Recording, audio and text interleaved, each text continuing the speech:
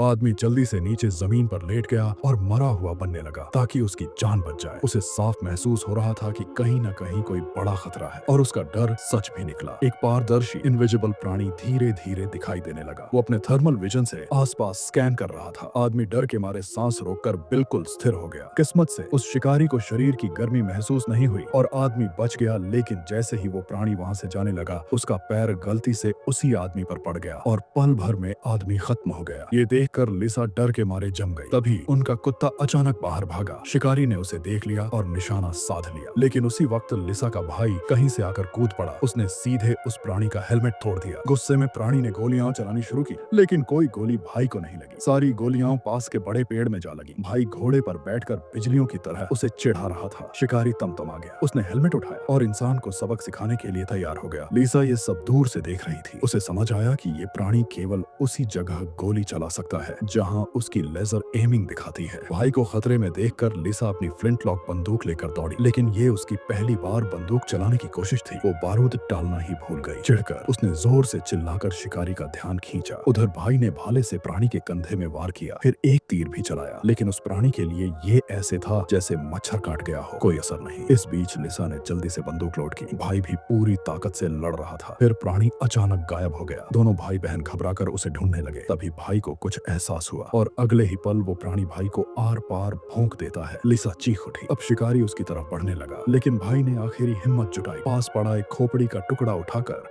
उसने शिकारी की जांघ में घोंप दिया। ये देखकर वो प्राणी और भी क्रोधित हो गया और उसने भाई को वहीं खत्म कर दिया। अब उसकी नजर लिसा पर थी, लेकिन लिसा तब तक गायब हो चुकी थी। वो भागकर एक छोटी नदी में छिप गई। उसने तय कर लिया वो अपने भाई का बदला लेकर रहेगी। रात होने पर उनका कुत्ता वापस आया। वो किसी चीज को घूर रहा था। लिसा ने देखा और दंग रह गई। वहां खड़ा था वही शिकारी इंसान जिसने पहले उन्हें अगवा किया था।